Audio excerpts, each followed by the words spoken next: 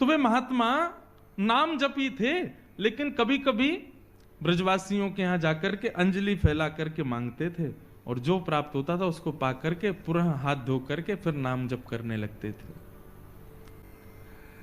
एक मैया के यहां वो जाते थे, उन मैया के यहां पर मदन मोहन लाल जी विराज रहे थे।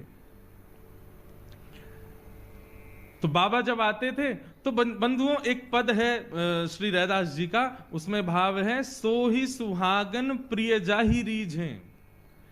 ठाकुर जी कब किससे रीझ जाएं कुछ पता नहीं है।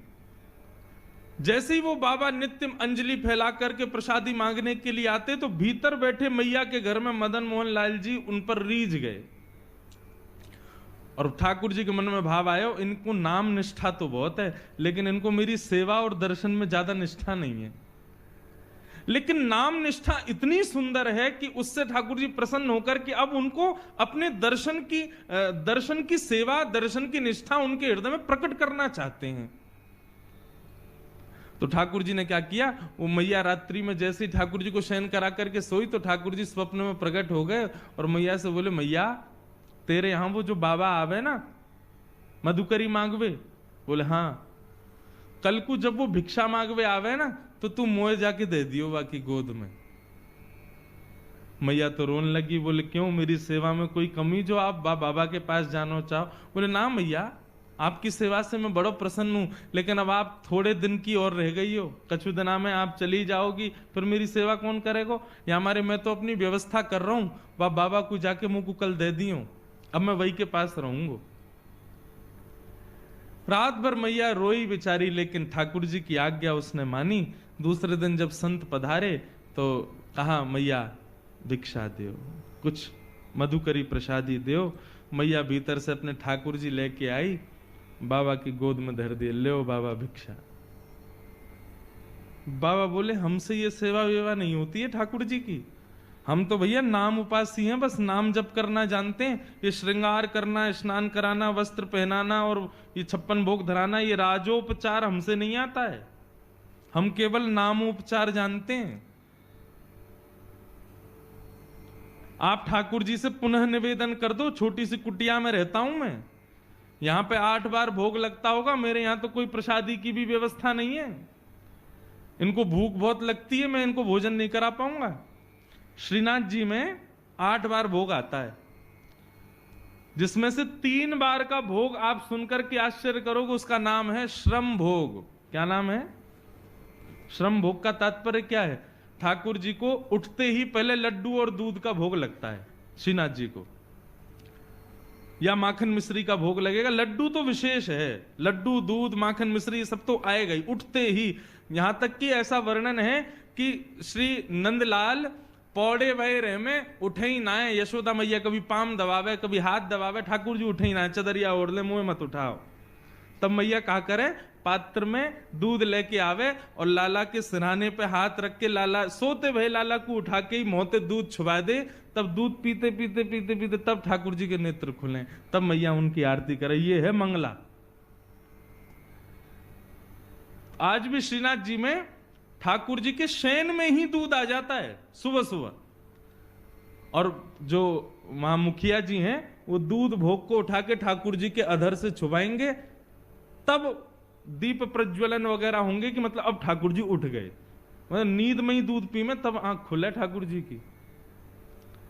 और श्रम भोग क्या है कि पहले आ गया मंगला भोग, फिर आएगा बाल भोग, और बाल भोग पाने के बाद फिर ठाकुर जी का श्रृंगार होगा, मुकुट धारण किया, माला धारण करी, सब करी, तो फिर कहे में कि भैया अब ठाकुर जी श्रृंगार करावे में थक गए, तो अब इनके लिए भोग लाओ, वो आता है श्रम भोग। बताओ, कपड़ा पहनवे में थक जाएं ये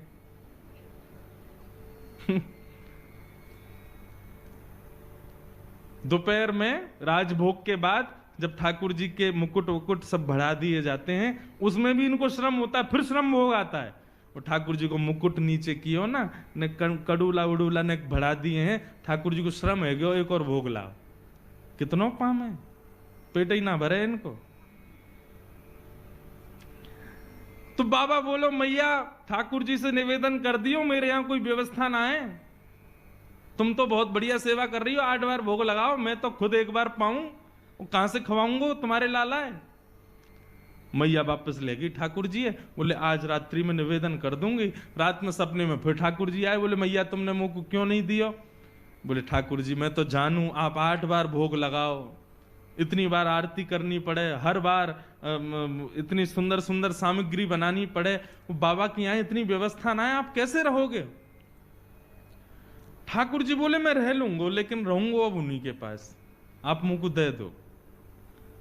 बाबा जैसे रखेगो मैं वैसे रह लूंगा, वो रूखी रोटी खवावेगो मैं रूखी रोटी खाऊंगा, लेकिन रहूंगा बाबा के पास। बंधुओं इस भाव से ये पता चलता है हम सबके घर में ठाकुर जी बैठे हैं। कितनी कृपा है ठाकुर जी की। हम बच्चों को भोजन परोसते हैं तो बच्चे नाक मुंह मोड़ ले, मैया में नमक कम है, इसमें नींबू नहीं है, ये नहीं है, वो नहीं है। ठाकुर जी को जैसा दे दो वैसा पा लेते हैं। कई बार खीर पधरा देते हैं ठाकुर जी को, भोग लग जाती है, जब हम पाने बैठते हैं तब पता चलता है इसमें तो शक्कर ही नहीं थी, और ठाकुर जी पा लिए। कभी शिकायत नहीं करते, जैसा दे दो वैसा स्वीकार है। कैसे प्रेमी हैं ठाकुर जी। हमारे बच्चे नाक मुंह मोड़ते हैं, लेकिन ठाकुर जी कभी मना नहीं करते, सब स्वीकार करते हैं, जैसा दे दो। कभी कभी प्रसाद पाने बैठते हैं तब पता चलता दाल में तो भयंकर मिर्चें खाई नहीं जा रही, हम उसमें पानी मिला रहे हैं, फिर नींबू डाल रहे हैं, भैया मिर्चें खब नहीं रही है, और ठाकुर जी ने पूरा भोग लगा लिया। कितने सहज हैं ठाकुर जी। इससे यह समझ आता है कि ठाकुर जी आपके घर में विराज रहे हैं, आप जैसी सेवा करना चाहो उनको सब स्वीकार है, क्योंकि वो आपके हैं। ऐसा प्रेम हम क्यों नहीं करते ठाकुर जी से।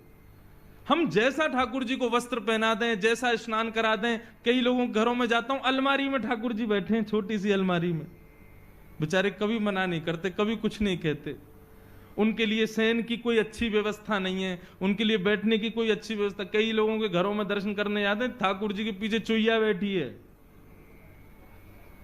बेचारे कभी शिकायत नहीं करते। और हमारी शिकायतें खत्म नहीं होती। आप ऐसा क्यों नहीं कर रहे हो, हे नाथ हमारे जीवन में इतने कष्ट क्यों, ऐसा क्यों वैसा क्यों। सदैव हम ठाकुर जी शिकायत ही करते रहते हैं, लेकिन ठाकुर जी कभी नहीं करते। मुझे तो कभी कभी पता है क्या लगता है, ये जो हमारे घर में ठाकुर जी बैठे हैं ना, आप जैसी वस्तु दोगे सब स्वीकार कर लेंगे, कभी शिकायत नहीं करेंगे। क्यों, जब मृत्यु के बाद हम जाएंगे ना ठाकुर जी के पास, और जाकर कहेंगे ठाकुर जी आपने हमारे जीवन में बहुत कष्ट दिए, बहुत विपदाएं दी, बहुत ये दिया। ठाकुर जी बोले तेरी लिस्ट खत्म हो जाए फिर मेरे को देना, मैं लिस्ट निकालूंगा अपनी। वादना चुईया बैठी मेरे सिर पर, कछु कही मैंने, तेने दाल में मिर्च ज्यादा डाली, कछु कही मैंने, वहां नमक कम आओ, बिल्कुल शक्कर नहीं डालो, खीर में तेने ऐसी खा लियो मैंने, कछु कही मैंने। एक दिन जली भई रोटी मुंह को दे दी तेने, मैंने कछु कही। प्रेम से पाए हो ना। तुम सबरो परिवार 3 दिन के लिए ब्याह में चले गए, मुंह को घर में छोड़ गए अकेले, कछु कही मैंने। तो फिर मुझसे शिकायत क्यों। तो कभी कोई मुझे लगता है घर में जो ठाकुर जी बैठे ना, ये सब हिसाब बराबर करने के लिए बैठे हैं, ताकि तुम कोई शिकायत ना कर पाओ उनसे। तो मैया ने बाबा से कही, बाबा वो ठाकुर जी बाबा के यहां कोई व्यवस्था नहीं है। ठाकुर जी बोले मैं रहूंगा वही के पास, चाहे कोई व्यवस्था न हो। बाबा रूखी रोटी खवावे को मैं वही से रह लूंगा, लेकिन अब वही के पास रहूंगा। बड़े महल में रहते हैं ठाकुर जी, मदन मोहन लाल जी, परंतु उस महल को छोड़ करके उस बाबा की कुटिया में आ गए। बाबा ले आए, मैया ने कही बाबा आप जैसे रखोगे रहेंगे, आपके पास ही रहेंगे। ठीक है, हम तो एक बार भोग लगाएंगे बस। बोले सब स्वीकार है, आप जैसे दोगे वैसे स्वीकार है, हमारे ठाकुर जी को ले जाओ। बाबा ले आए, घर में लाए तो अब तो मधुकरी तो भोग लगाएंगे नहीं ठाकुर जी के लिए, तो बढ़िया आटा दाल चावल सब आएगा। लेकिन बाबा बोले भाई दाल चावल वगैरह हमसे बनाने आते नहीं, आटा ले आओ, भाई को बढ़िया टिक्कर बनाएंगे, ठाकुर जी को भोग लगाएंगे। मैया के यहाँ गए, मैया थोड़ा सा आटा दे दो। आटो लाए, आटे में यमुना जल मिलायो, मार के बढ़िया एक टिक्कर बना के कंडा पे सेक करके और ठाकुर जी के सामने पत्तल में पधरा दिए। बोले लाल जी 56 भोग खूब पाए, अब ये रूखी रोटी पाओ। बड़ी जिद करके आए हो, बड़े लड़ झगड़ के आए हो, अब रहो ऐसे ही। ठाकुर जी के सामने टिक्कर रख के और बाबा अपने नाम जप में चले गए। नाम जप करते रहे, 2-3 दिन तक ठाकुर जी टिक्कर पाते रहे। चौथे दिन जैसे ही नाम जप में बाबा बैठे तो अंतः हृदय में ठाकुर जी प्रकट है गए। जैसे ही ठाकुर जी प्रकट हुए, बाबा बोलो ठाकुर जी प्रणाम, आप सुख से विराज रहे हो, कोई कमी तो नहीं है सेवा में? अरे ना बाबा, मुझको बड़ा बढ़िया लग रहा है, तुम्हारी कुटिया में खूब आनंद आ रहा है, सब कछु बढ़िया है, सब आनंद ते है, बस एक निवेदन करना चाहूं आपसे। बाबा बोले आज्ञा करो।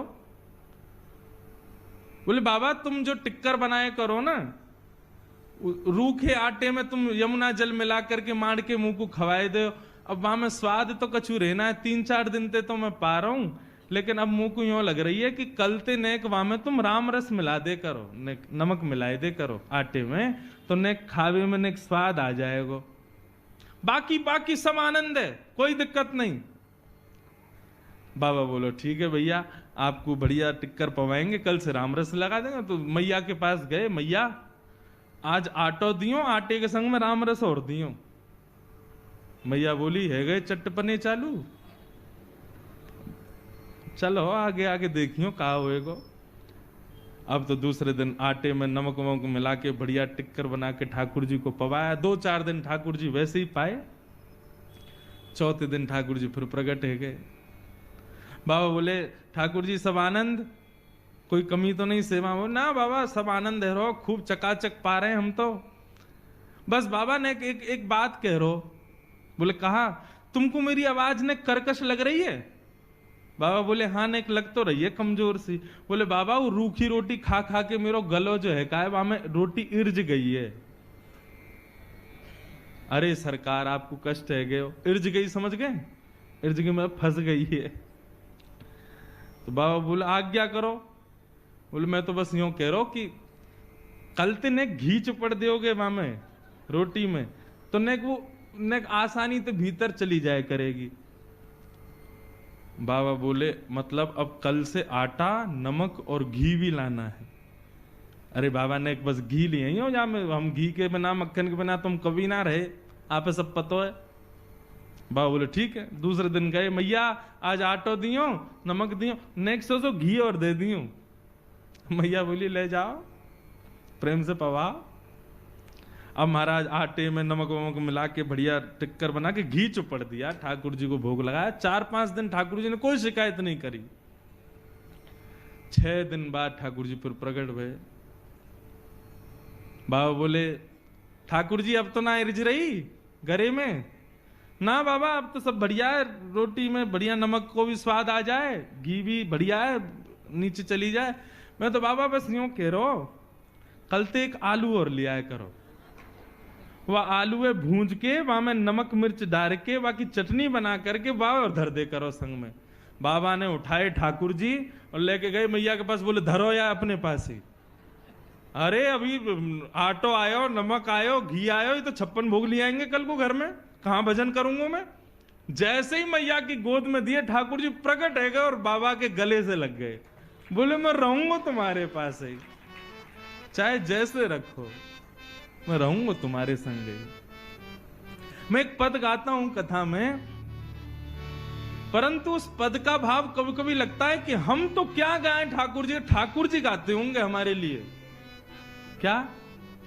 जहां ले चलोगे वहीं मैं चलूंगा, जहां ले चलोगे वहीं मैं चलूंगा।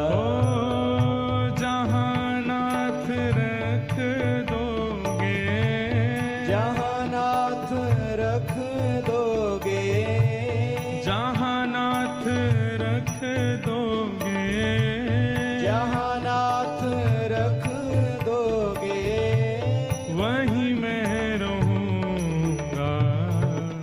जहां ले चलोगे वहीं मैं चलूंगा, जहां ले चलोगे वहीं मैं चलूंगा। अब हमारी स्थिति क्या है पता है?